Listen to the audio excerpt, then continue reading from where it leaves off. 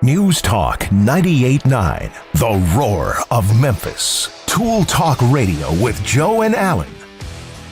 Welcome to Tool Talk Radio, everybody. I'm Joe Thorderson with Thor's Hammer, Carpentry and Wood Turning. I'm Allan Gilbreth with darkoakmedia.com. And I'm Maximilian with a day that is right up my alley. Yeah. I'd like to wish you all a very happy National Simplicity Day. Oh, wow. And you know why that is? Because it commemorates the birthday of Henry David Thoreau, and he once famously said, "As you simplify your life, the laws of the universe will be simpler." Gosh, I'm all over this, Max. Hey, you're not hogging this day for yourself. I like this. The less is more approach. Henry David Thoreau plays a role in my favorite movie, The Dead Poets Society, right? I mean, you're thinking of Walt Whitman. Okay, whatever. Same mindset, though. He did write a book, though, that's called Walden, which sounds a little bit like Walt Whitman. Okay. Well, Allan, this is a perfect theme then for today. Simplicity. I mean, how often have we said, that's and there is also a saying that I've grown to live by, which is simplicity is the ultimate sophistication.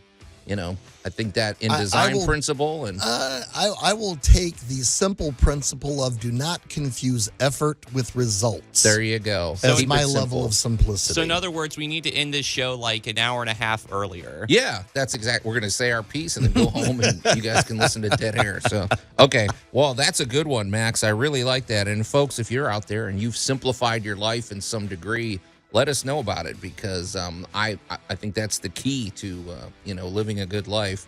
Well, okay, Allan, this is going to be interesting. So in our great moments in building history, big surprise, this one Allan is spearheading, the Wonder Bread Factory in Memphis, or are we talking about all Wonder Bread factories? It used to be here. Well, bread factories in general. Okay. But we used to have a wonderful one here in Memphis that we'll talk about because I got to go through it a bunch of times. Okay, so. Well, and I mean, it's still it's the guts of it, the frame of it is still there, and they've repurposed a lot of people the building are using the dough bins as barbecue grills now. There you go. So that's gonna be a good one, and it's interesting the science. Just the technology that goes into making our bread. It's something I wouldn't have expected when you talked about how you slice it and everything like that. So okay, that's gonna be a good one.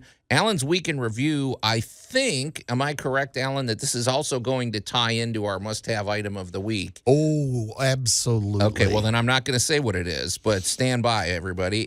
I'd say it was more or less positive, though. It didn't involve any disasters or emergency phone calls at 2 in the morning. Oh, I didn't say that. Okay, so we have that. We have for lack of a better term, I'm going to call this a tool tale, and this is actually going to be we'll unpack this shortly, but it involves the distinction between metal workers and woodworkers. Okay. I think there's two camps out there, and we're gonna unpack that. Yep. Also, let's see one last thing here. In our this is a tool. For lack of a better term, it is to me a tool tale of mobile AC units improperly used, and I had two glaring examples of it this week. All within hours of each other, actually. So I want to discuss that with you. There's a lot more, and of course, we would love to hear from you, dear folks. But before we get to any of those things, Allan, I got to admit, this is not. This thing I'm holding up and that we've posted on our Facebook page is not new to me. I know what it is. I had no idea you could buy these, though. You could buy them empty. Buy them empty. That's the key. So I guess tell people. Well, here, I always like to make a sound. Well, it's not much of a sound, but okay. Well, there you go. What you were holding up is a U-fillet Caulk tube. Is that how they brand it? Yeah, U-fillet. You put in it whatever it is you want. Now, I will say this: if you're trying to I think all of us know what a caulking tube looks like. It's the standard size. It's not the extra large one. Right. It's not a sausage gun. It's just a standard 10-ounce tube. But we do know that on a lot of tubes, when you buy it, it'll have the tip is already attached to the tube. In this situation, you can screw the cap on, which you do see that on a lot of heavier adhesives and things like that, because I don't know, but you can cut the opening and you can put whatever you want in this. Yes. How did I miss? I've literally just learned this today that you could buy these things empty. You never worked in a bakery in 1984 in South Padre, Texas. Yeah. Are you sure of that? Yeah, that's. I'm pretty sure you weren't there. I'm just waiting for what sort of prank materials you put inside this thing. Well, I mean, the sky's the limit, Max. That's what I'm wondering. So, Alan, here's what I'm wondering. Think about crack repair. Anything. I mean, okay, because here's the thing. It's like, okay, if you can put whatever you want in a caulking tube. Yes. Well, I mean, would liquids hold in here? I mean, not. I guess Viscous. I'm just wondering. Viscous. A certain viscous. So, could you put paint in here? I guess. Yeah. Like, I'm just thinking of, I don't know what the application might be, but I'm thinking if you're an artist or if you need. I got an application. If you're Henry Pollock or whatever. Getting into the cracks of things. Right. So if you are working with very uneven surfaces where you're constantly fighting with cracks or filling, being able to put your substrate in there is amazing. So in this particular case, it was building a giant spa. Yeah. And it was going to take days to grout this. Yeah, I've seen the. Now, all right, we're so creeping now into your. Now, the grout got mixed a little thin, so it would go through there just right. And the entire floor of this thing got grouted in under an hour. Well, there you go. I mean, we and of course, everybody's less standing there. waste too, right? Oh, my gosh, so much less waste. And it was so much easier to just, take your grout squeegee and clean up, and quick, easy, fast, and you didn't waste. And the other thing I like about it is that you were really able to inject into any voids. Well, that's the thing, because when you're grouting, sometimes you feel like there could be air pockets. Or well, there are air pockets. Yeah. There's always air pockets. Right. There's always an air pocket. In this particular case, no, there's not. Wow. And there were a few times where now the problem with using this is you'll use twice as much grout because you are injecting it into any void that it finds. Yeah, but it's going where it's supposed to. Exactly. You're not just like removing all this extra and throwing it's it not out. all over the place, right? I find that this works really well with when I did a repair on a patio not too long ago. Some cracks had appeared over the years. Yeah. And, well, guess what? Load that baby up with a nice slurry of the patching material, and you could inject it all the way down in, so it wasn't just a surface repair. I mean, Worked really good because you've got the pressure of a caulk gun pushing that material down in there. well, and the precision. I mean, you can and you can cut this tip to any. I mean, I'm looking at this tip. You could make an opening. I mean, 1/8 of an inch wide or something. And so, I guess what I'm wondering is, okay, first of all, Alan, how much do these cost? Do you order them by the pack or something? Yeah, you get like a case of 40 or 48 of them for $25. Okay. Well, I'm going to kind of throw this out to the listeners too, because I'm just wondering. I could picture these being used. I mean, far be it for me to bring up food references, but I mean, right? This would be a no-brainer for like cake decorators. There's a food quality one, and like I said, that's how I learned about those. Was a million years ago working in a bakery, and where you had to decorate 100 cakes, right? And we Industrial literally level. had sausage gun caulk guns. Yeah. And you'd load the red or the blue or the yellow, and your job was the blue stripes. There you go. And you could knock out 100 cakes. Now, is there medical applications? I've never used one for those, but wow, I didn't suppose. think of that. I'm just thinking, okay, I don't know. There's any number of things. Well, Max, you might not be far off the mark. I'm just thinking sometimes you got to give your cat or your dog medicine. Could you shoot this thing in? With am not going to make a comment to that. I'm also reminded of a certain doctor by the name of Kellogg and one of his unconventional. Nope. Yeah, Walking yeah. away, All right, walking away. Max, thanks. Yep, But here's the thing. I would love to know what people, there are so many things that you could use this for. Just basically, what could you put inside of an empty caulk gun to help make your life easier? All I got to say is when you walk in front of your little team that's never seen anything like this before, you break these out. Oh, wow. One, everybody rolls their eyes like, oh, goodness, what has he brought this time? Mm-hmm. And 1 minute later, everybody has to have one. Yeah, everybody. It's just like, oh my gosh. Yep. And the possibilities really are limitless. Well, here's what I'm thinking too. Not to get, I mean, I'm not trying to get overly excited about this, but it's interesting when you learn something. You're a grown person. You know, I've lived a life, and I just only learned this today. So I'm pretty excited. But Alan, I was thinking I could see applications for like wood glue and things like that, because there's times where maybe you need that extra reach. Because with the caulk gun and then the length of this tube, it gives you like an extra foot of reach, and also maybe to get into awkward places, and also I don't know, man. This is. Let me cool. tell you, how about restoration work where somebody drilled a hole in it? Yeah, you can get that tip all the way down in there and fill it up with your substrate, and now you have it. Now you know you have a good, clean packing into every bit of a repair. So there you go, folks. What would you stick in a caulk tube if the sky was the limit and you could do it yourself? Keep it clean, though. Yeah, keep it. Yeah, Deuce, we don't want to hear from you. I do. Okay, now that's a good one. One of the best must-have items ever. And when we come back, we're going to talk about one of the worst mobile AC unit installations of all time. Tool Talk Radio with Joe and Allan. Good news, everyone! I'm in terrible pain. News Talk 98.9, the roar of Memphis. And welcome back to Tool Talk Radio, everybody. I'm Joe Thorderson with Thor's Hammer, Carpentry and Wood Turning, here with my buddy Allan Gilbreth from darkoakmedia.com, and our pal Max over there behind the glass. And if you're just tuning in, today is National Simplicity Day or International? National Simplicity Day, which I think we all need. I think simplifying our lives is always a good thing.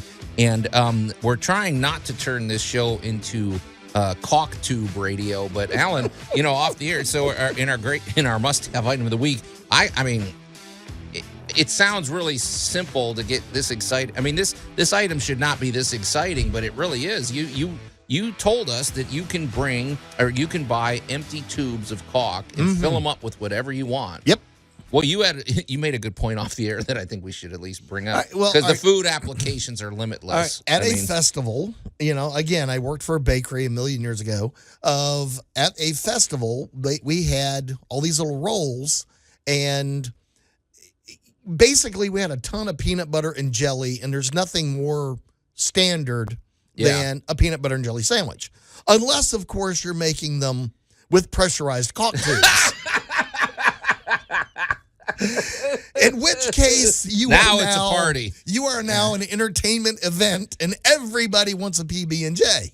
All right, Allan, wait. I got to ask. I can already picture this. Did you have two caulk guns, one for peanut butter, and did you have them in holsters? Yes. You whip one out, whip the other out, double barrel. There you go. Zzz, make little patterns, make little faces.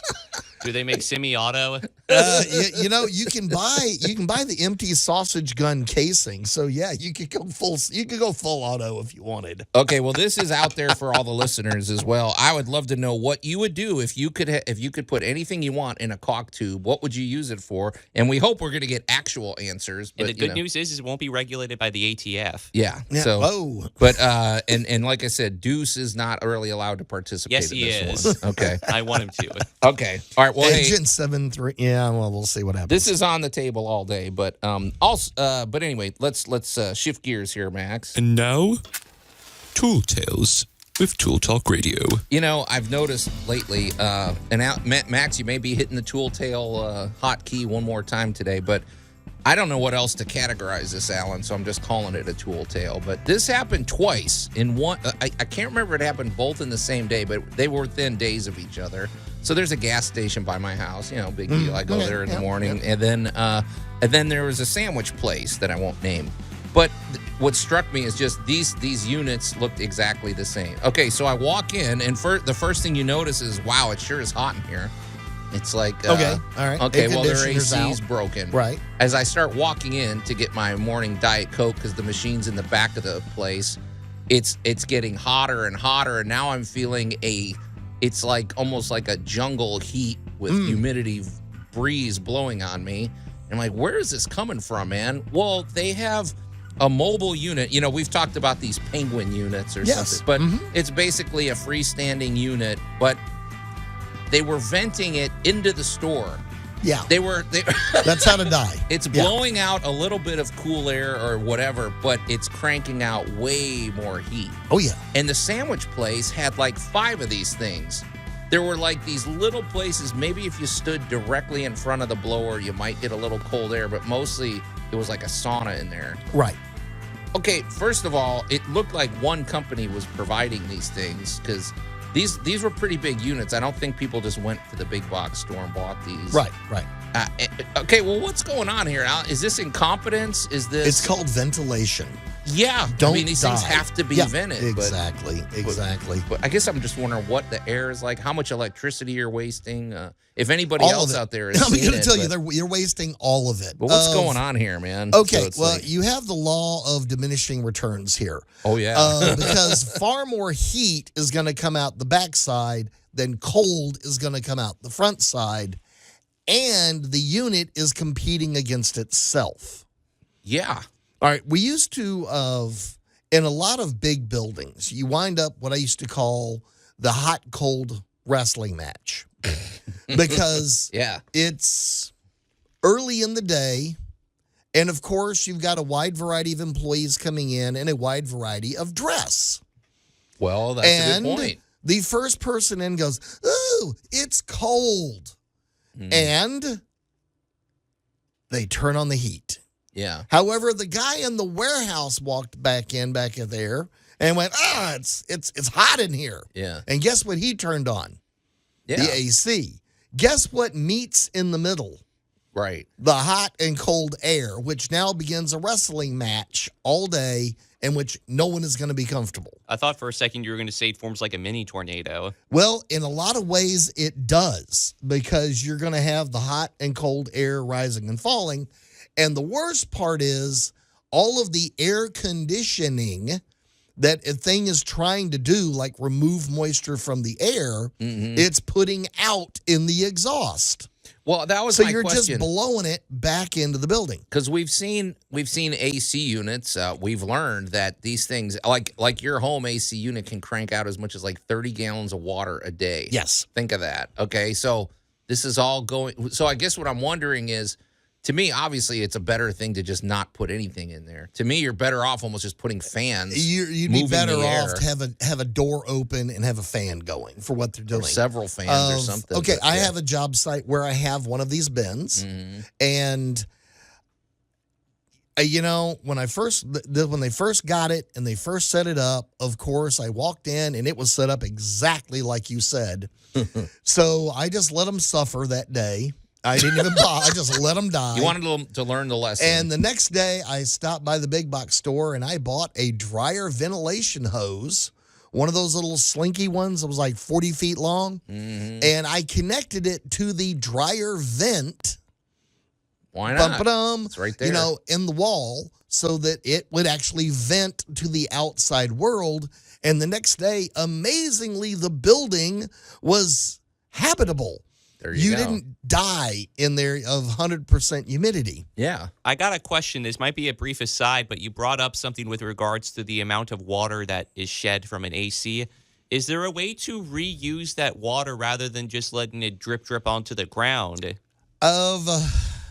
Because it seems like in honor of National Simplicity Day, it would behoove us to come up with a solution. Well, here's the thing, Max. It doesn't do that on every unit. Like, as a matter of fact, these Penguin units, the air is very humid, but it's not blowing out. It's not blowing out drips like. They have a sling ring. Okay, what's that? Okay, because it is just hot air with all right. moisture coming out. Buckle up. Here we go. A sling ring. All right. One, that water is slightly contaminated because it is going across cooling coils. So it has been exposed to metal. So it is not the greatest water in the world to use. So what most people do, and one of the houses I'm working on right now, they have the condensate pump is connected to the discharge. So it goes into the water, leaving the building, going to the sewer to be cleaned up and reused. So in that way, we're not really wasting the water. I wouldn't recapture that water just because of air contaminants, Just So there could even be little mites and molds. There's going to be mites and molds and weird stuff and cat hair and dander and stuff like that that could be in that water. So it's not the greatest water in the world. As a technicality, it is more or less distilled water because it is not groundwater. But there's stuff in it. So I would let it be discharged into the sewer system or the septic system and let it be dealt with as a wastewater. Now, not to get too much in the weeds, Allan, but I'm sure this has probably come up at one of the panels you've hosted at a lot of science fiction conventions. But when Luke Skywalker and their family were moisture farmers on Tatooine, were they using a similar technology? Because they're basically in a desert trying to capture humidity. Yes, they were. Well, they were. There's any number of technologies you could be using for that. Or like still suits in Dune. All apply because the trick is you want to capture ambient moisture and bring it in. So we use a lot of these same technologies today out west here in the United States or in other parts of the world where you have desert climates. Interesting. Because there's actually a lot of water moving around a desert. It's just not necessarily in a usable form that we think of it. So Frank Herbert and George Lucas were actually onto something. Oh, they know their stuff. Oh, they were definitely stealing from the best. They were stealing what worked. A sling ring actually grabs the moisture in the bottom of the pan, picks it up, and throws it on the hot coils so that it vaporizes and it can go out as exhaust. Okay, perfect. Well, there you go, folks. So, but if you rent one of these mobile units, vent the thing, or you're shooting yourself in the foot. Well, speaking of shooting yourself in the foot, we're going to find out what Allan did this week when we come back here on Tool Talk Radio. Tool Talk Radio with Joe and Allan. I made my first chair when I was 5, but the quality of the wood was wanting. News Talk 98.9, the roar of Memphis. I wish he'd have finished that story. I'd like to know how it played out. Anyway, welcome back to Tool Talk Radio, everybody. If it was a balsa chair, we all know how it ended. I guess. I don't know. I'm Joe Thorderson with Thor's Hammer, Carpentry and Wood Turning, here with my buddy Allan Gilbreth from darkoakmedia.com and our pal Max over there behind the glass. And we just want to say we have a few things on the table already on the show. Today is National Simplicity Day, which we hope you've simplified things in your life. It's always a good idea. And it's probably because you're turning off the radio so you can't hear us anyways. Well, okay, Max. I don't know where your mind goes. Okay, anyway, we don't want you to simplify your life that much. You know, let's not get crazy here. Also, we would love to know in our must-have item of the week, Allan brought in something that has really generated way more excitement than you would imagine for an item that probably costs like 50 cents to buy, but it is an empty caulk tube. What would you put in an empty caulk tube and to use at your disposal, if you could? So we want to hear from you about that. But and we have a little bit more to follow up with on this horrible installation or improper use of a mobile AC unit that we're going to follow up. I have one more parting thought with that, Allan. But before we do that, right on topic, this is exactly on topic. We want to talk about our friends over at Groundworks, because you talk about humidity. I guess, is it fair to say with the work they do, humidity and water really is the enemy, right? Oh, that is every moment of their existence. Yeah, because Groundworks is all about the protection and the health of the foundation of your home, and the foundation of our homes come in many shapes and sizes. It's as a responsible homeowner, you should know what kind of foundation do you have. Do you have a slab? Do you have a basement? Well, I guess you probably know if you have a basement. Do you have a crawl space? Do you have a combination of both? You might have all three, honestly. I've seen homes with that type of arrangement, but all of them have to be functioning. They have to be protected from humidity. They have to make sure that drainage is correctly done. And, it is a place to trap moisture. It's one of these things you have to stay on top of your foundation. And sometimes you might have a problem that maybe at first glance doesn't seem like a foundation issue. You might have some weird musty smells or some odd squeaking on the floor or some cracks over your doorway or brick stair-step cracks in your bricks. Any of these could be a sign of a bad foundation issues. The good news is the folks at Groundworks are going to come out. This is a comprehensive visit. They come out. They're going to bring their equipment, and and do a thorough examination of your foundation, and hopefully you get a nice clean bill of health and everything's good to go.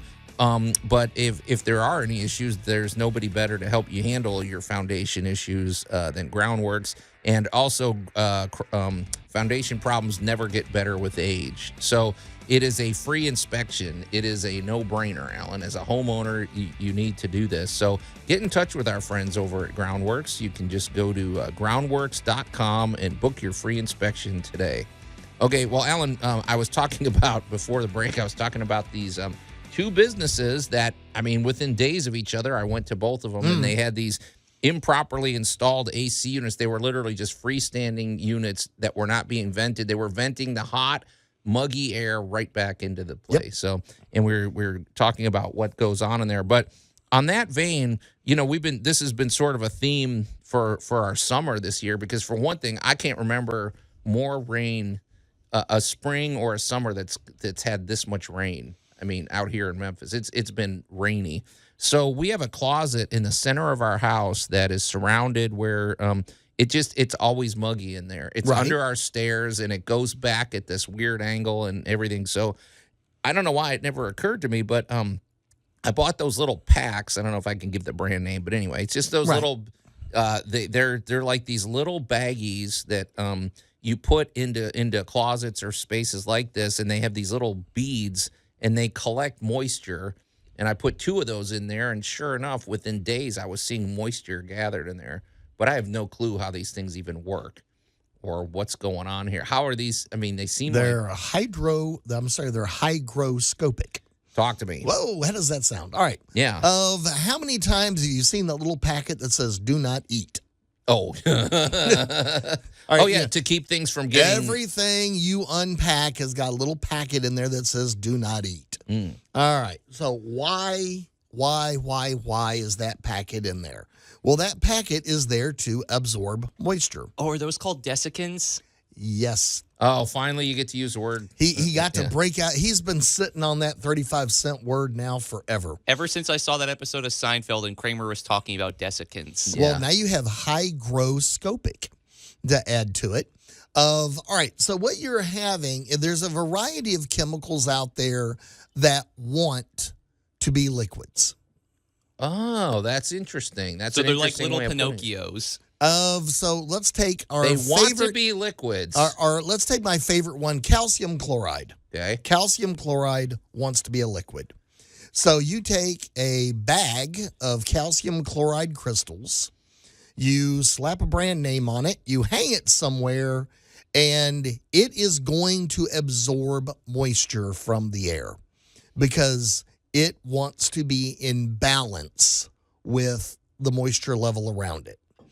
It's desiccated and dry inside. There's moisture outside, aka your damp closet. These crystals want that moisture, so they're going to attract it. And as they fulfill, as they satiate, they're going to become a liquid. How do they attract it? Like, okay, I guess I'm picturing on a microscopic level. It's a chemical process. It's just a big, come on in, well, all truck drivers welcome sign on the bag.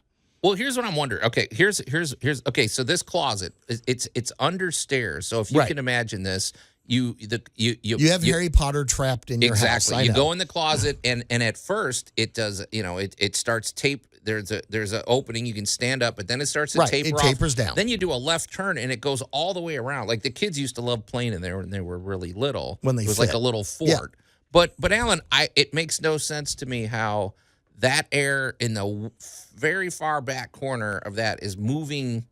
I guess what I'm wondering, on a microscopic level, you say it's attracting. So are there particles and things that are being drawn, like gravity or something? It's being attracted on the molecular level. And it's because of balance. Okay. It's just really fascinating to me, all the chemistry here. Let me give you a quick example. Let's play with yesterday. Yesterday, we're working on leveling a yard. And while the sun is out, there is no air. Nothing is moving. Yeah. However, it's partly cloudy, so a few minutes later, the sun gets obscured by a cloud, and suddenly we have a breeze. Why is that? Well, that is because you're getting a temperature differential. So, where the sun's energy is consistent, the air is the same temp as the leaves and the grass and the birds and everybody is all the same temp. So nothing's moving. There's no reason to move. However, when I remove that energy input, it begins to cool, thus creating a vacuum. So when we put those bags in the closet, it's introducing a disrupting force. Exactly. Wow. And Isn't that something? it's absorbing the water molecules. So as it absorbs the water molecules, it attempts to keep an equilibrium. So that is how these little drying bags and the little do not eats and stuff like that all work, in the simple fact that they want moisture to come to them. Those little pouches, though, what doesn't make sense to me is those are like little, almost like fabric bags. So if it absorbs too much moisture, it's going to start leaking out, right? Yes. So it can only go so far. But It these can only bags, go so far, right. These bags are plastic. Now, the backside it's plastic, but you almost get a sense it's porous in some regard. So it's drawing moisture in, but it's also At the holding. top. Okay, It only comes in at the top, and the bottom is a non-permeable plastic, so that if exposed to enough moisture, the calcium chloride in the bag will become a liquid, and then you just throw the whole thing away. The idea that something wants to become something else, that's sort of fascinating to me. It wants to be a liquid. It wants to be a liquid, therefore it is going to absorb all available moisture that it can. Is this kind of on the I don't want to get too much in on the microscopic level? I'm just picturing. Okay, well, like for a better example is like we know that without bees, I guess we don't have a civilization, right? I mean, bees pollinate, they move things around, they're attracted to flowers. Okay, whatever You're their talking about function the is. English honeybee, which is technically an invasive species. Okay, but whatever it is, I'm just saying, they're attracted by some force, they're attracted by smell. Or they're attracted by, so on a molecular level, the moisture is attracted to these little bags by there's something going on at a microscopic level that's attracting them. Let's take a room, and if we took a little puff of smoke, like we're going to test the smoke detector. Oh, the smoke detector. All right, so we got the little machine, and we're gonna walk in this room. Now, this room we're in a studio. It's enclosed, doors closed. There's no air moving. There's no air conditioning on because the microphones would pick it up. So we're kind of trapped in this little room. So the air technically isn't really being moved around much unless I wave my hands and gesture, right?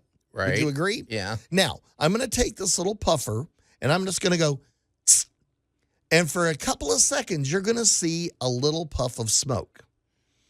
What happens to it, Joe? Then it dissipates, and you don't see it anymore. Then, all right, it dissipated, but where did it go? Well, probably that. Okay, bingo. That's a perfect. It went to the next commercial break. We're gonna find out. How's that for a cliffhanger?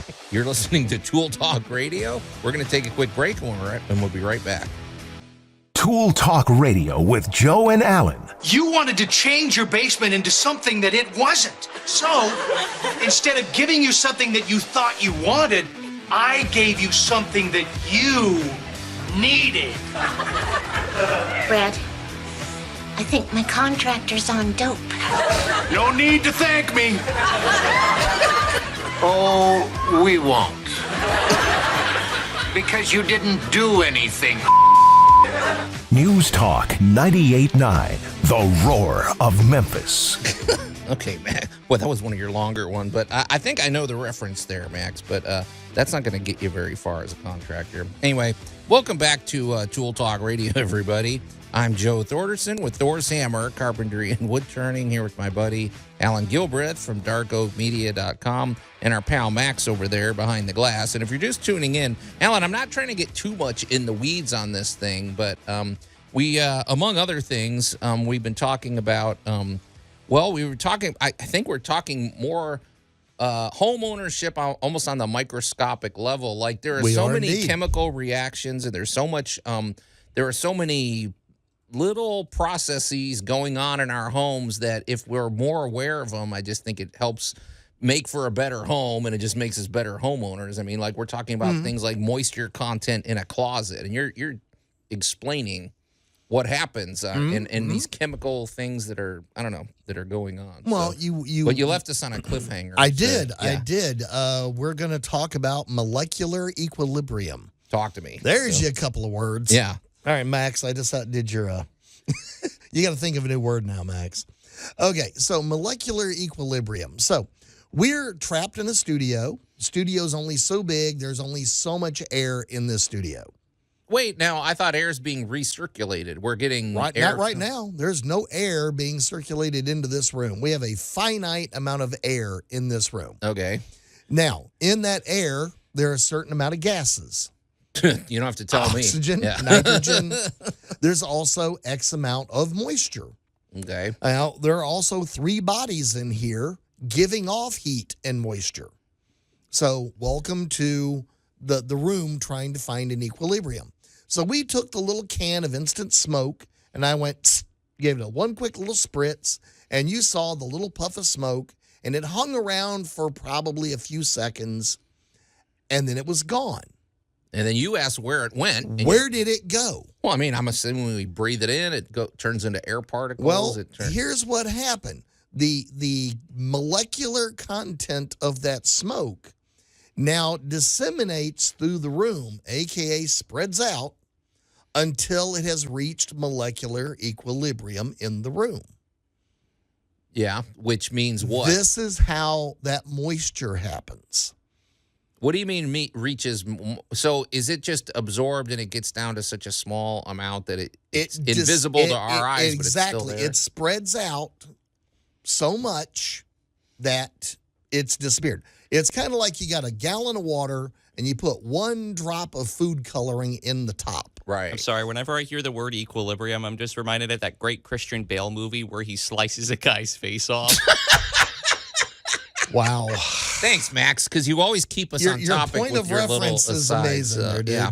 Okay. So you got a gallon of water, you got it in a clear vessel, you put in 1 drop of food coloring, and you watch the food coloring drift in it. But if you come back tomorrow, it's all going to be one color.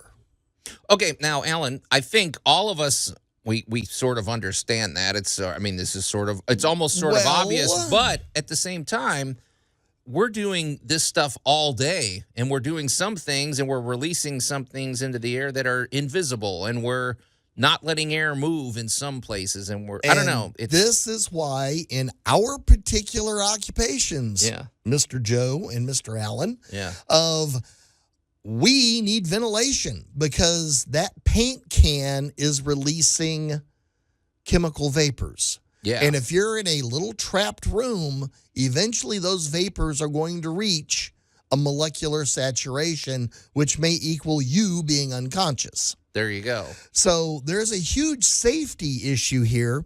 And let's talk about that closet and that moisture. If you don't get that moisture out of there, eventually you're going to create an environment that is conducive to mold. Yeah. And mold, if you don't think mold spores aren't everywhere, you're delusional. Well, you told us a couple of weeks ago after the 4th of July that I thought it was fog hanging in the air from all the smoke and everything, but you said it's actually. No, that was mold particles because we had lots and lots and lots of 80 to 90% humidity for 3 days in a row. Yeah. Okay. So welcome to your home, but welcome to your home from a molecular point of view.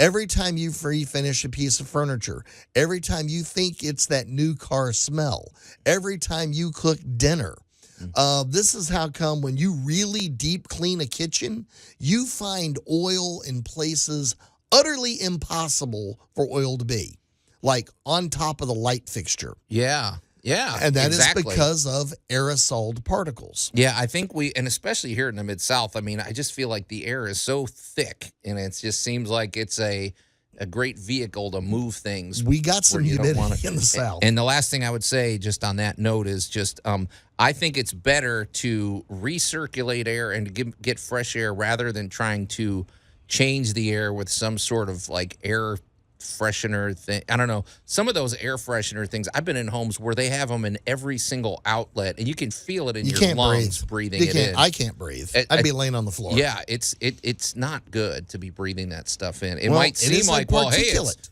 it's a peppermint, Yeah. nice smell, but sorry. But it is a particulate. Yeah. So, okay. Well, it's interesting. I just think knowing what's going on a microscopic level in your home is actually very important. So, Yeah. Well, this is one of these crazy cases where the little bag trying to get rid of moisture is actually demonstrating a whole lot of stuff about your home. D is for desiccants. there you go. Okay. Letter of the day. All right. Well, let's. That's pretty good stuff, Alan. But let's change gears here. Oh, the humanity. Well, we're going to find out what Allan did this week in Allan's Week in Review. Although we know part of it involved this beautiful empty caulk tube. Absolutely. So we've already kind of covered the grouting and the caulk tube. What I want to talk about briefly is leveling your yard. Okay. Wait. Whoa. Now that's interesting. Leveling the lawn because I cannot tell you how many people, and it's one of these, you kind of get in a theme for a couple of weeks. And the theme this week was basically people falling over walking across their yard. Falling? What? Now that's a theme I can't say I've ever seen before. Well, Okay. the moles have been kind of busy. There's a soft spot in the yard, or we dug a tree up from over there, or we cut down a stump. Okay, And you're talking about holes. I'm talking not about humps. leveling the yard. Okay, gotcha. All I got to say is please do it. Oh, my gosh. Oh, just having, especially if you got kids running around. Oh, my with a gosh. hole. The number of yards I have been through in the last 3 weeks where you're walking along and dunk, into the hole you go. Oh, there used to be a crepe myrtle there. Yeah. When Clinton was in office? Yeah. Because, lady, there's now an ankle breaker here. Let's go get a $2 bag of sand and let's make this level. One of them was a reclaimed garden where, all right, we're not going to have a garden anymore. So they took all the stuff up and moved everything. But now there were all these holes where stuff had been in the ground. Yeah. But now they're making the yard. And, of course, I'm watching the poor homeowner literally, honestly, doing a river dance imitation trying to cut his yard with a lawnmower. Because, he's got to do 2 steps to the right, then 2 steps back to the left. Then he's going to jump over this. And I'm like, dude, get in the truck. It's interesting. We're going to go spend $10 on sand. Yeah. And we're going to patch these things. And now your life is going to be so much better. It's interesting the things we'll live with and get used to. So, yeah, you Well, need that was outside the point. help. My gosh. It's Okay. like a bag of sand, y'all. Doesn't cost that much. All right. Well, hour 1 of Tool Talk Radio is in the can. I'm sure we're going to have some more thoughts about what Allan did this week. Coming up in the second hour, and also our great moments in building history. We got a lot coming up, folks. Stay tuned. News Talk 98.9, The Roar of Memphis. Tool Talk Radio with Joe and Allan. And welcome back to Tool Talk Radio, everybody. I'm Joe Thorderson with Thor's Hammer, Carpentry and Wood Turning. Just wanted Here with you to my know buddy. who's in charge. Yeah. Here with my buddy Allan Gilbreth with darkoakmedia.com, and our tardy pal Max over there behind the glass, who didn't push my on button. Although I suppose I could start doing that, right, Max? You could. Okay. If you're just tuning in, if you're just waking up, you should know today is National Simplicity Day, which is also, it's a great way to live, simplifying your life and getting rid of the clutter and mental clutter as well, I would say. Also, we've been talking quite a bit about what's going on a microscopic level in your home, and when it comes to humidity, things like that. Allan brought in a really fascinating must-have item of the week, which sounds really unfascinating, but it actually, is giving me all sorts of ideas, which is basically you can buy like a case of empty caulk tubes and put whatever you want in there. And we're in the middle of Allan's Week in Review, and part of what he told us is that you actually use this empty caulk tube to do some grouting, which, So it sounds like it sounds like your week's been pretty efficient so far, right? So. Not too bad. Again, extolling people. If you've got a hole in the yard, go ahead and fix it. Go ahead and patch it. Well, you were talking about these holes that. Oh my gosh! I mean, that we live with, and we sometimes just get used to it. But man, you're just the dog got bored and dug a little spot, and now you got this place where you turn your ankle. And no, get you a couple little bags of sand, or if you got a neighbor with a pile of dirt, go, borrow a 5-gallon bucket of dirt from them, and right. Get over there and honestly level these things out. Take care of yourself, because. Goodness gracious, it's just so aggravating. And, of course, everybody has to cut their, we've had the lawnmower summer. We have had a lawnmower summer. If you aren't out there every week, you've got a jungle in about 2 weeks. Yeah, the grass has been thriving. Wow. So, yeah. It is really growing fast. And, that brings up the moles. And I saw something the other day that shocked me. I saw a ground squirrel. What do you mean? I mean, I don't know what the difference between picture a 2-pound chipmunk. Oh, that's what they're called, a ground squirrel? That's a ground squirrel. You might call it a groundhog or whatever you want to call it. But so you're in the wild or an escaped pet? No, he was walking down the side of the highway like he owned it. I saw that and I went, wow, you guys thought a mole could dig up your yard. You ain't seen nothing compared to these guys. Oh, wow. Well, wild rabbits, too. They can dig. I've got wild rabbits in my yard, and I live in the city. They haven't dug up anything. Oh. They honestly. Because you have too much to eat back there. They're probably just enjoying the buffet. Yeah, I'm kind of like Peter Cottontail's garden he wants to break into. Right. But they haven't dug up anything. I have found no damage there. Of what gets my yard, of course, a mole or something comes in, and I'm gonna throw out the old mixture. It's not gonna kill the mole, but if you want to get the mole to move on, castor oil and anything with capsaicin in it, aka red pepper flakes or Cajun seasoning or something like that. Yeah. 50-50, mix them 50-50, put them down the hole, and basically it makes him go become somebody else's problem. Okay. Yeah, your next door neighbors must hate you because you probably know how to drive every creature just off your property line, right? Except that one cat, man. He just won't go. So the other biggest thing from my week was doing a new plumbing install. Okay. Wait, are you talking about that bathroom or a spa or what room was this? It was a brand new install. We're putting in sinks and a counter and that kind of stuff. And the new ports, and they're not that new, but I'm used to working in really old, junky buildings. Mm-hmm. I'm used to 50, 60 years old, 100 years old.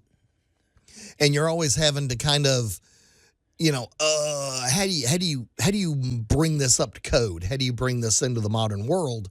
Well, I finally got confronted with a brand new construction, and I'm kind of like, all right, where does the exhaust port go? Because there's just a hole in the wall. Like, you're talking about new where there was, literally no. You got to go cut you a little piece of pipe and put in there, and so that took an extra minute, but it reminded me that.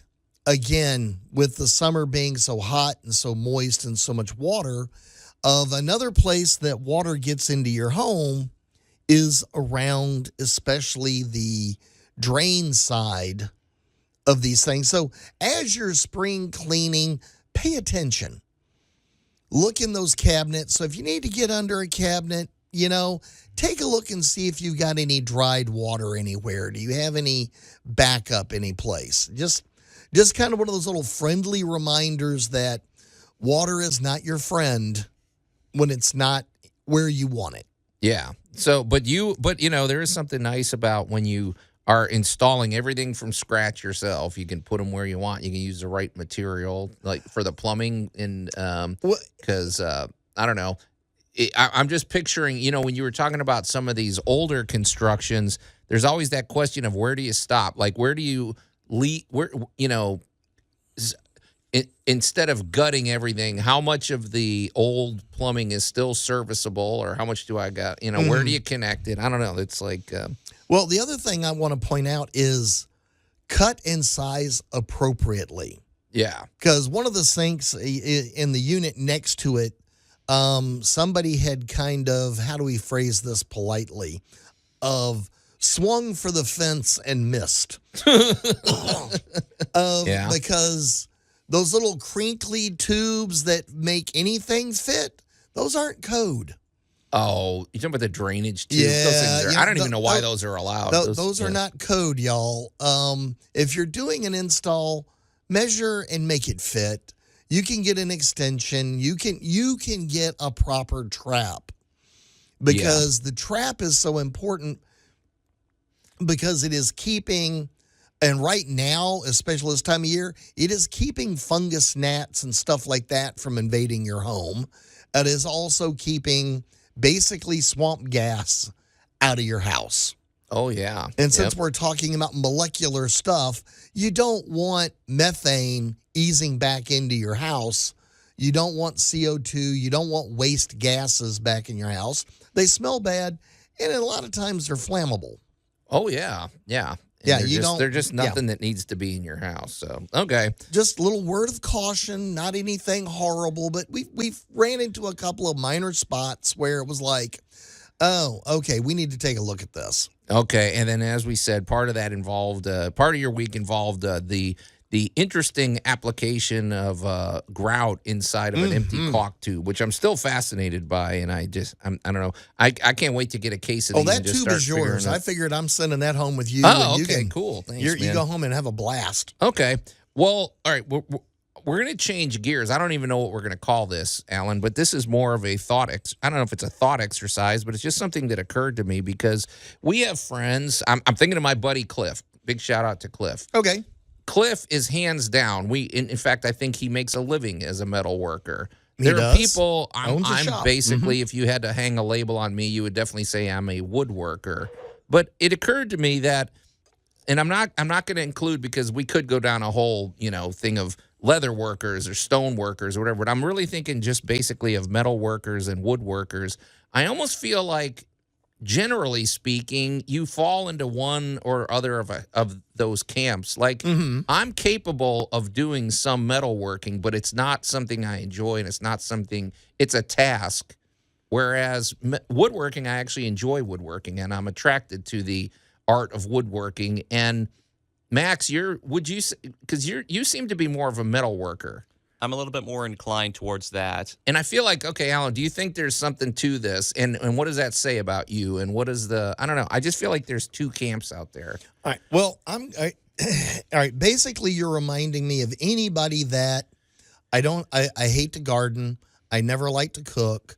I don't know how to fit. You don't know the hacks.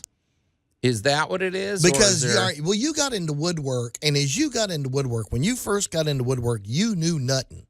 And you made terrible mistakes, and you did things the hardest possible way. Oh, I see. And as you got better, you went, oh, I could do this and get the same results. Or I could do half of this much work and get twice these results. So as you have learned the techniques and the shortcuts and how to get around it, you become more and more and more comfortable with it. Case in point, there's a thing, speaking to the idea of, oh, I don't like this because I don't know how to do it. Well, because it's difficult. Well, there's that apparent difficulty. Well, once I've been branching into learning how to cook, like especially with like stovetop stuff, I've been like dragging my feet on learning to do that. But then I realized how actually simple it is once you get down to the nitty gritty. Well, I think there's validity to what you guys are saying, but I also think there is a distinction. Temperament. There are metal has certain properties and wood has certain properties, and the properties may attract you. And like I said, what does that say about your personality type? And we're going to unpack that psychology when we come back here on Tool Talk Radio. Tool Talk Radio with Joe and Allan. I need them 8,000 hens moved into their new cages. Sometimes they don't want to cooperate. But you give them a good shake and they'll settle down for you. News Talk 98.9, the roar of Memphis. And welcome back to Tool Talk Radio, everybody. I'm Joe Thorderson with Thor's Hammer, Carpentry and Wood Turning, here with my buddy Allan Gilbreth from darkoakmedia.com and our pal Max over there behind the glass. And if you're just tuning in, we began a conversation involving the distinctions between metalworking, I should say metal workers and woodworkers, because I feel like, and I know there's many other trades and I know there's other, ways to, work with tools, but just these two camps, I feel like you fall into one or the other. And here's my thing, Allan. So just so you know a little backstory, when I was in high school, my junior year, I had the opportunity to take a really awesome tool and die class, and it actually was off campus. We took a bus. It was a 2-hour class. You went there, and we were using state-of-the-art tool and die machines, all the bells and whistles. And these things have oil injectors to cut the and you're dealing with tolerances of 1,000th of an inch. Like, in other words, folks, if you have to get these accurate within 1,000th of an inch, and you're using micrometers. So I've used that. When I was doing that, I thoroughly enjoyed it. But in my day-to-day life, I can't afford a $58,000 milling machine in my garage or things like that. And but also I've just tended to gravitate more towards woodworking. Okay. And I don't know. I know you do both, but I just feel like people fall into one camp or another, when it comes to metalworkers or woodworkers. And like any hobby or anything that you enjoy doing, the more you know about it, the more you enjoy doing it, the deeper in you go. But I do find the different camps have some interesting traits about themselves. Yeah. So, it's when you meet really good drywallers, these guys are Picasso with the drywall. Oh, yeah. I'm not bad with drywall, but oh my gosh, you look at somebody that's really got the touch, and it's you sit there and watch them work all day. Well, you did mention something about hacks, and I guess that's true. The more you learn, because like there was a day back in my rookie days when you would pick up, okay, I've got to hang this 2x8 16-foot beam over here, but it's warped and it's got this bow. Well, there's ways around. You can move that wood and you can torque it, you can twist it. It's a little more forgiving, and plus, I like the fact that every single piece of wood just looks and feels very different from each other. So. That's just what attracted your attention. Yeah. Yeah. But Max, you said you fall into the metalwork. I wonder why that is. Like, what is it about metal that attracts you more than Well, I'm woodworking? sort of an old soul, and I kind of imagine myself being in, like, the forge, like, back in the day, like, literally melting metal, which is an immovable object, and by using the power of the sun, essentially. So, and also the chemistry and sophistication that's involved with metalworking that's there. So what you want for Christmas is just a really large chunk of metal. Yes. There you go. Got it. One anvil. Got it. All right. Well, Allan, if you had to label yourself in one camp or another, which one do you think you would be in? I'm definitely in the dirt camp. Okay, I'm not giving you that option because I know you do that. If you have to choose between metal and wood, I knew we'd have to keep it focused. Well, actually, I work the most with wood. Okay. All right, but is that what you like to do, or is that... It's what I'm good at. Okay. I'm not going to say it's a, big passion, but it's I'm very efficient. Okay. All right. I just think there's something to this, and I think it has to do with personality types. And it does. Our buddy, like I said, our buddy Cliff. Now he's one of these SCA guys, and if you don't know what that is, folks, if you ever drive by Southern Avenue in Goodlet and you see these guys out there in their medieval fighting wear, and they do these medieval recreations with sword fights and all that. I can't say the acronym, my version of their acronym on the air for SCA. Keep it up. Okay. But anyway, these guys are they're all craftsmen. They're big into leather work and metal work, and they want to make their own stuff. And Cliff has been helping me recraft my sword. Yeah. So But anyway, if you're out there, maybe you fall into one camp or another, or if you feel there's validity to this little proposal, it was an observation that I made because I've done both, but I'm definitely a woodworker. Like that's camp, what you are most comfortable doing. Yeah, camp woodworking, but that's out there on the table too. So, but guys, okay, let's shift gears again. And now, great moments in building history. Okay, now this is all you, and we're talking about the Wonder Bread factory. And I know there's Wonder Bread factories around the country, so I don't know if you're speaking generally, but here in Memphis, there's an old one. It's not here anymore. But we had a bread factory down off of Madison, for those of you familiar with Memphis. And one of the coolest thing about the bread factory was the fact that the vents were not on the roof. Oh, okay. The Here we go. were on right the out of the side gate. of the building, right down at the street level. Can I just guess? Because you did. I did no research on this because I wanted you to. I want to learn as I listen. But is that just for marketing so you can smell the fresh baked bread and attract everybody? Midtown smelled so good. I can't imagine because there's fewer things more enjoyable than the smell of freshly baked bread. Oh, yeah. And you'd hear those slats click open, and you'd see people just stop and wait. It's like, and it just whoosh. They'd start venting those ovens, and it was just amazing. So here we go. Let's talk about food production on this kind of scale. And in this case, we have a bunch of stops. Bread, is a staple. Mm-hmm. It's very, very inexpensive. Yeah, we're very lucky in this country. Breads and that kind of stuff, while they can be pricey, depending upon what you buy, but your average loaf of bread is fairly affordable. That's a good point because sometimes we'll watch these food shows and it's like, we're here in Tuscany today and a loaf of bread there could be a pretty penny. Well, yeah, and you got to walk down to the village, and there's only one guy in the back corner that bakes, and so we, with our modern supermarket thing in the U.S., we do have some wonders, and it is because of how these factories kind of grew. So, the whole basic idea of bread, and you really haven't lived until you've seen 50,000 sacks of flour. Well, that's your heaven there. So you walk in the back, and we'll talk about the dirty potato chip factory another time. Okay.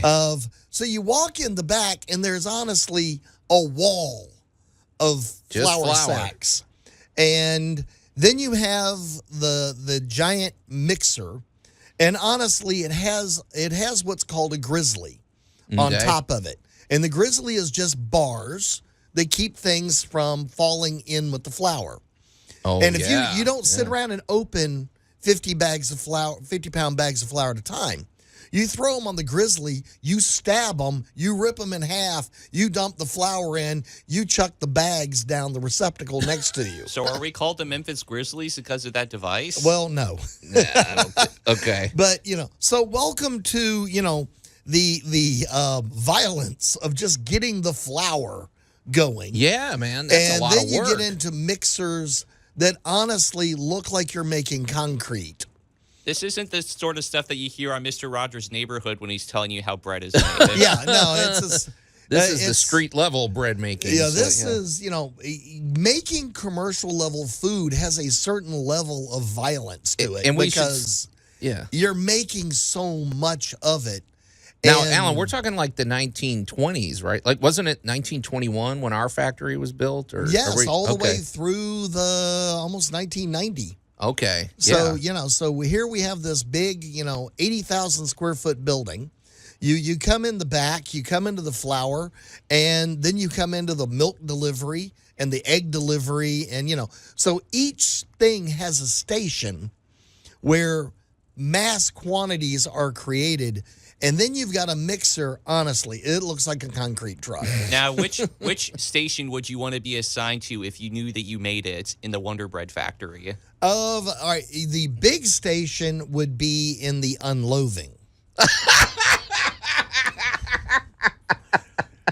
because, I'm working over an unloaving today. you are. Oh, my gosh. And that was just be the best smelling job. Wait, you're talking about pulling them out of the pans? Well, you have to make sure they come out of the pans correctly. They're being hydraulically pushed. That reminds me of that movie Yes Man where they were at the slaughterhouse. We have a fader and head removal. Yeah. That's exactly what I was just thinking, Matt. Yeah, it's like, okay. But anyway, okay, well, we're going to find out more about what goes on. Hey, these things have to be well built and well thought out. So the Wonder Bread Factory is the focus of our great moments in building history this week, and we'll continue the conversation when we come back here on Tool Talk Radio. Islamic Republic of Iran is 99.4% Muslim. The Doyles say that number is hugely inaccurate. In a country where it is illegal to convert from Islam to another faith, all religious conversions are happening under the radar. They say there's an active ground campaign and house churches are forming all over the country. A lot of that is just through ministries that we work with where we know kind of what the numbers are, and it's massive. To hear more, go to Lighthouse Faith Podcast at foxnews.com. For Fox on Faith, Lauren Green, Fox News. Fox News, I'm Pam Puso. More tariff talk from President Trump. He's threatening 30% tariffs on goods from Europe and Mexico. Canada also facing that fate. The Canadian Prime Minister posting this response on X. Throughout the current trade negotiations with the United States, the Canadian government has steadfastly defended our workers and businesses. We will continue to do so as we work towards the revised deadline of August 1st. Fox's Edward Lawrence. ICE agents will change the way they operate in parts of California. A federal judge says immigration raids can't be conducted without probable cause. Maybe since the administration has been told that the Constitution actually applies to them, maybe they will be interested in having a conversation. L.A. Mayor Karen Bass speaking to Fox 11. America's listening to Fox News.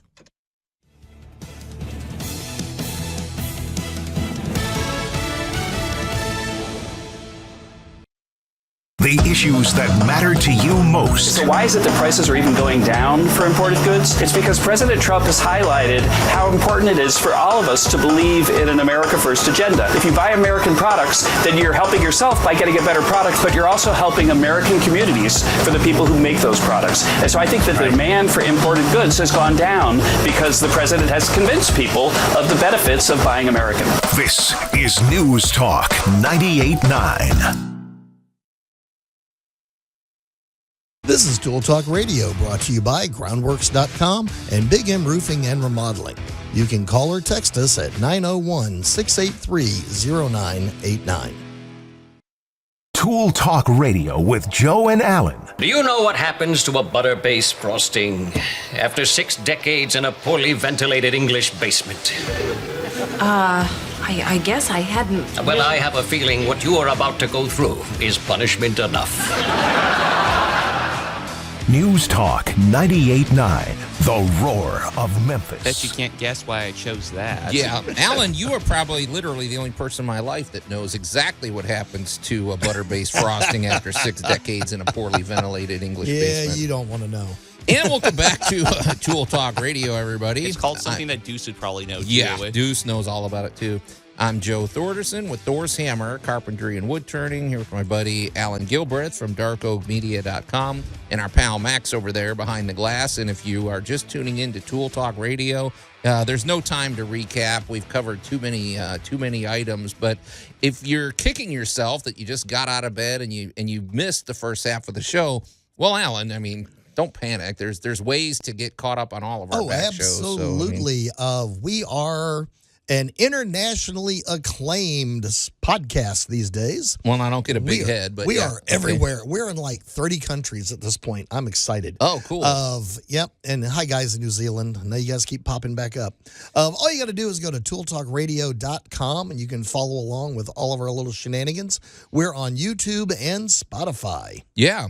Exactly. So check it out. All years of content to listen to. So in a minute, we're going to get back to our great moments in building history, which is the Wonder Bread Factory. Now, there have been Wonder Bread factories around the country, but of course, we're focused kind of on the one here in Memphis. The one that was here. Yeah. But you know who I bet used to drive past the Wonder Bread factory at any given opportunity he had back in the day, is our good buddy Jay Hill with Big M Roofing and Remodeling, because he is a fixture here in the Mid-South. Jay, well, for one thing, he's all about the exterior protection of your home when it comes to roofing, siding, gutters, windows, and then all interior and exterior remodeling.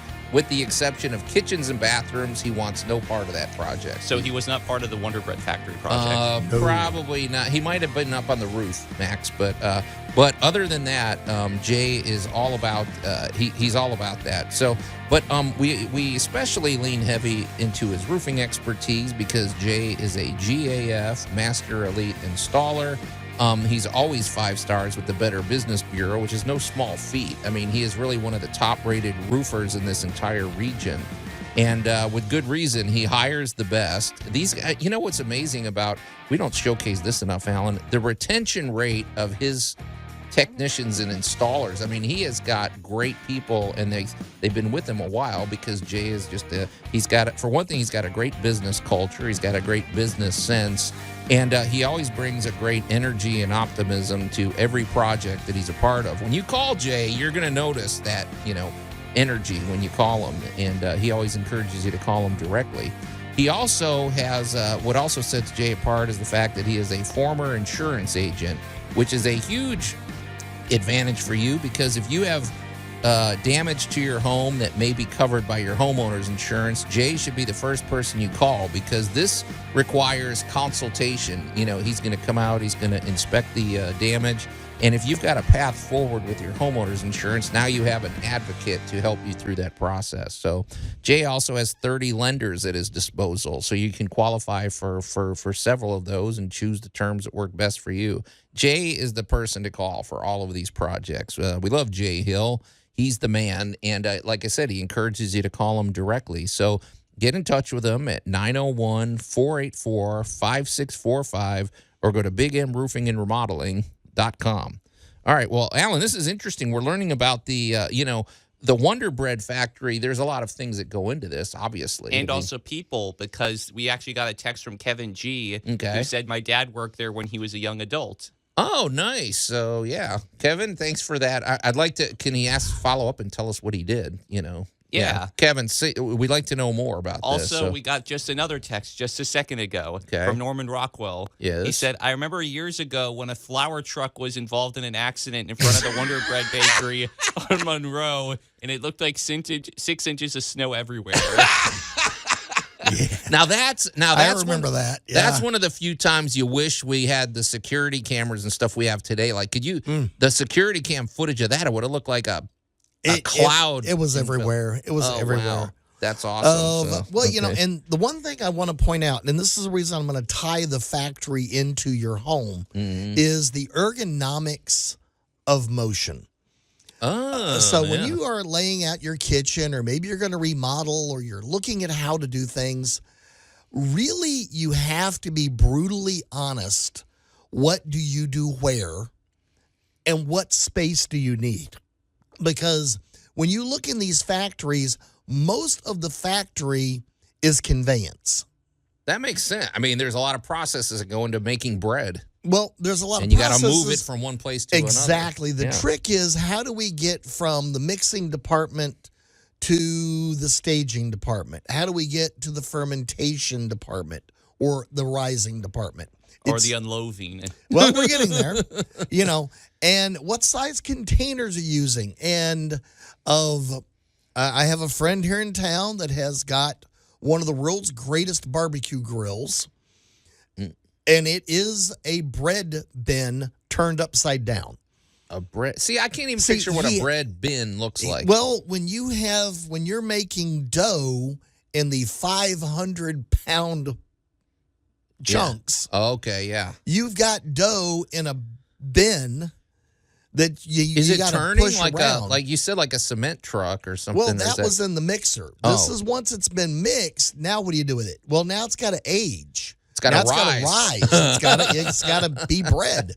And these huge bins, these things were capable of holding hundreds of pounds of dough at a time.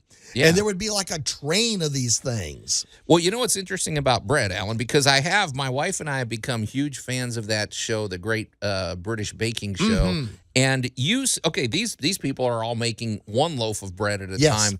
But you see what a workout is. They're pulling and they're kneading and they're shoving and they're having to move that around. I can't imagine what that's like when you're having to make 50,000 loaves of bread or something. Exactly. Yeah. But it's, it really comes down to one loaf at a time, but you only have a second. So you are looking at how do you reduce from 500-pound blocks of dough to 6-ounce blocks of bread or blocks of dough that are going to become a loaf of bread. And the oven doesn't work the way you think. The ovens they had were conveyor ovens. So you run it through like those little toaster sandwich things that you see sometimes, like like you put it in one end and it comes out the other. Right. Yeah. But these were more like 40 feet long.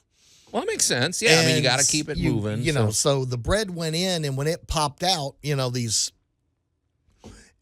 And if you've never worked at the end of a conveyor oven, it is like a Lucy episode. Because it never stops. You can't make a mistake. You got to keep going because you can't stop the oven. No. It just keeps pushing, and every moment there's another tray of bread coming out. Another tray of bread coming out. You know what's fascinating to me about this? Because it's one thing if you're building, I don't know, car engines or something that doesn't necessarily have to be sanitary, but for one thing, everything you do here has to be sanitary. Yes.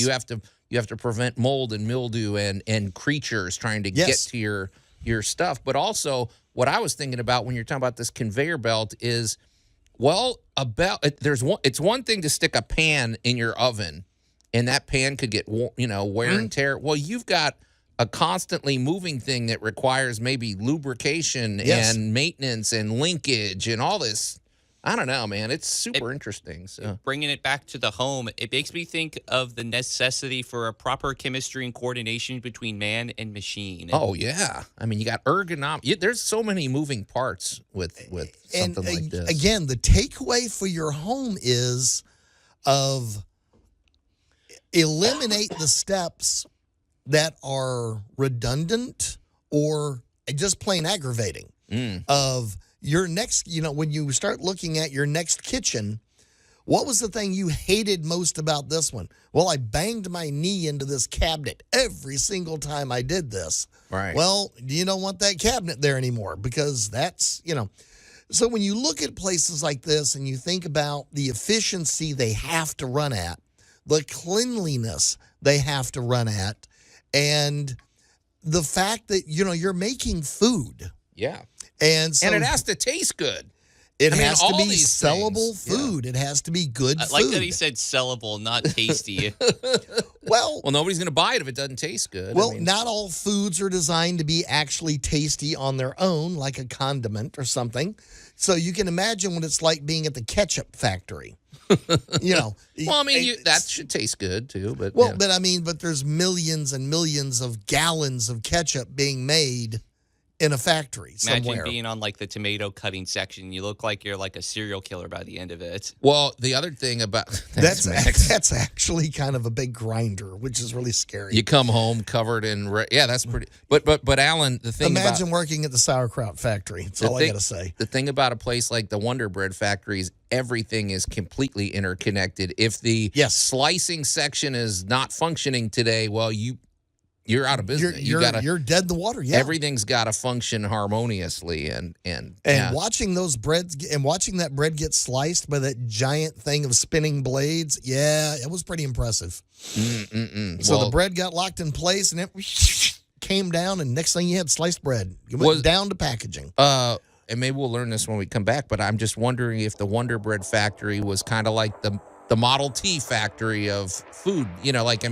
We're talking 1921. Did this set the standard for other factories, I guess? Many ways. I also have another question coming back. Okay. Well, we're going to continue the conversation when we come back here on Tool Talk Radio. Tool Talk Radio with Joe and Allan. I'm here to clean the carpets. Most of the world is carpeted. And one day we will do the cleaning. News Talk 98.9, The Roar of Memphis. I mean, that's solid business. That's solid business instincts. He recognizes a need and he desires to fill that need. I'm sure the Wonder Bread Factory were regular clients. Exactly. And welcome back to Tool Talk Radio, everybody. I'm Joe Thorderson with Thor's Hammer, Carpentry and Wood Turning, here with my buddy Allan Gilbreth from darkoakmedia.com and our pal Max over there behind the glass. And I didn't know we'd get this much mileage out of the conversation, but in our Great Moments in Building History, Allan made a really interesting suggestion about talking about the Wonder Bread Factory. We're talking about the one here in Memphis, although this applies to all the factories they had around the country. I think there's one in New Jersey. There's, Ohio. There's been places. But, Allan, boy, you talk about a precision.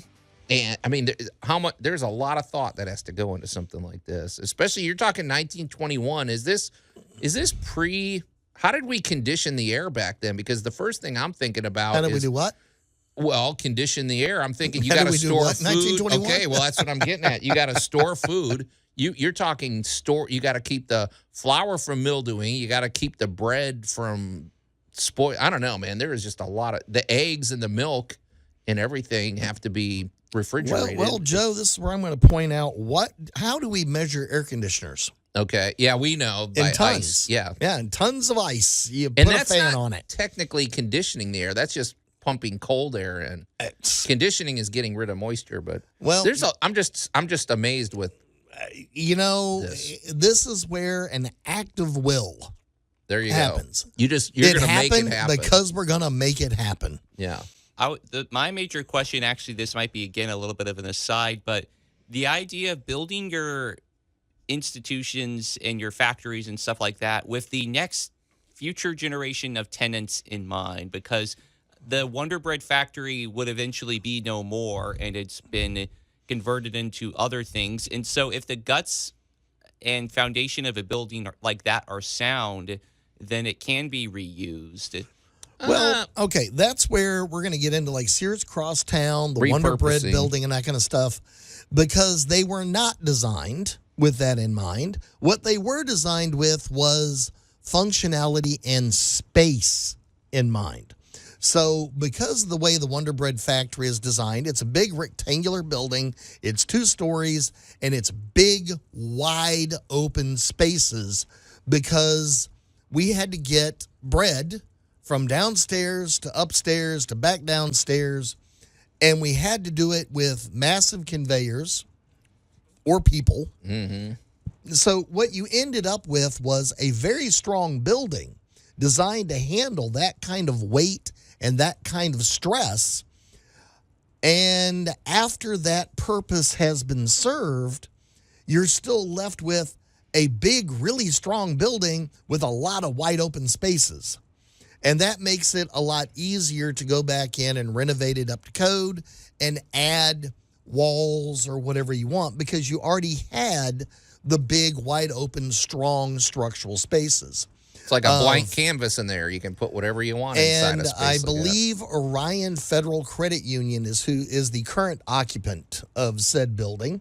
And if you drive by and look in the windows, some people have got some really killer window offices. You can see people moving around. But when you look in, you'll see that they've gone in and added sheetrock walls and made offices and that kind of stuff. But you are correct, Max, in the fact that the building was designed for stress. Yeah. Because bread's heavy. When you're moving 50,000 bags of anything, it's heavy.